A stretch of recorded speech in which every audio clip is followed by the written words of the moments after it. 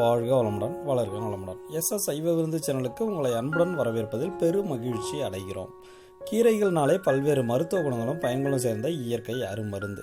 அதனால தான் மருத்துவர்களும் கீரையை உணவில் சேர்த்துங்கன்னு சொல்கிறாங்க.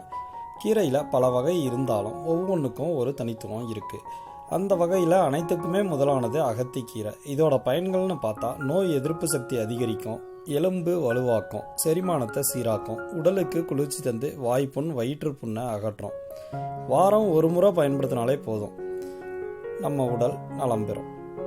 வெயிலுக்கு இதமாகவும் உடலுக்கு நலமாகவும் உள்ள இந்த அகத்தி கீரையை பயன்படுத்தி தண்ணி சாறு எப்படி செய்கிறதுன்னு வாங்க இந்த வீடியோவில் தெரிஞ்சுக்கலாம்.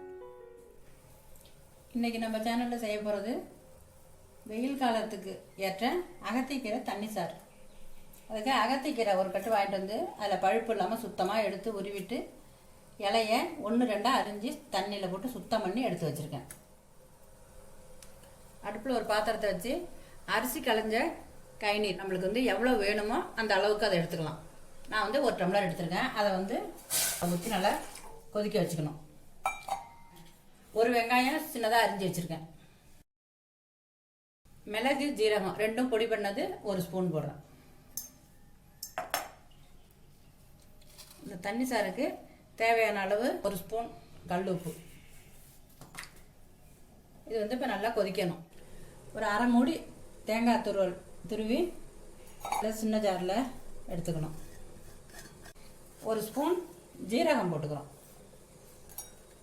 அரை ஸ்பூன் பொட்டுக்கடலை இதை போட்டு நல்லா நைஸாக அரைச்சிக்கணும்.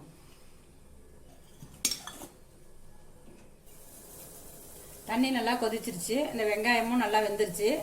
இந்த உருவி வச்சிருக்கிற கீரையை இதில் போட்டுக்கிறோம். கீரை சத்தை நல்லா கொதிக்கணும். முருங்கைக்கீரை வெந்து போச்சுன்னா வீணாக போயிடும்.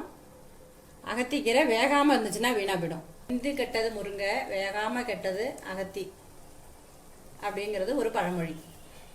மிளகு ஜீரக பொடி 1 ஸ்பூன் தான் போட்டிருக்கேன். அது காரம்லாம் ஒன்றும் இருக்காது. சில பேர் கொஞ்சம் காரமாக சாப்பிட்ணுன்னு ஆசைப்பட்டாங்கன்னாக்கா இன்னொரு ஸ்பூன் மிளகு பொடி போட்டுக்கலாம். அப்படி இல்லைன்னு சொன்னால் இந்த தேங்காய் அரைக்கிறதுல 1 கரண்டி மிளகை வச்சு அரைச்சிக்கலாம்.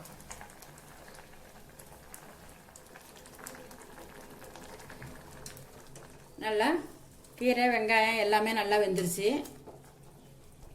இந்த சமயத்தில் நம்ம அரைச்சி வச்சுருக்கிற தேங்காயை அதில் ஊற்றிக்கிறோம். இது வந்து ரொம்ப நாளைக்கு கொதிக்க வேண்டாம். அதுக்காக தான் கீரை வெந்ததுக்கு அப்புறம் அந்த தேங்காயை ஊற்றணும். ஊற்றி பாத்திரத்தில் எடுத்து மாற்றிக்க வேண்டியது தான். மாற்றியாச்சு. அகத்தி கீரை தண்ணி சாறு இப்போ ரெடி ஆகிடுச்சு. இது உடலுக்கு குளுமை, வயிற்று புண்ணு, வாய் வேக்காலம் எல்லாத்துக்கும் ரொம்பவே நல்லது. இந்த வீடியோ உங்களுக்கு பிடிச்சிருந்தா ஒரு லைக்கு, ஒரு ஷேரு. அப்புறம் நம்ம சேனலை இப்போ தான் முதல் முறையாக பார்க்குறீங்கன்னா மறக்காமல் சப்ஸ்கிரைப் பண்ணிக்கோங்க. இது போல் நலம் தரும் உணவுகளை மிஸ் பண்ணாமல் பார்க்க சேனலை சப்ஸ்கிரைப் பண்ணிவிட்டு பக்கத்தில் தெரிகிற பெல்லை ப்ரெஸ் பண்ணிக்கோங்க. அதில் தெரிகிற ஆப்ஷனில் ஆளுங்கிறத செலக்ட் பண்ணால் போதும். நன்றி, வணக்கம். வாழ்க வளமுடன், என்றும் நலமுடன்.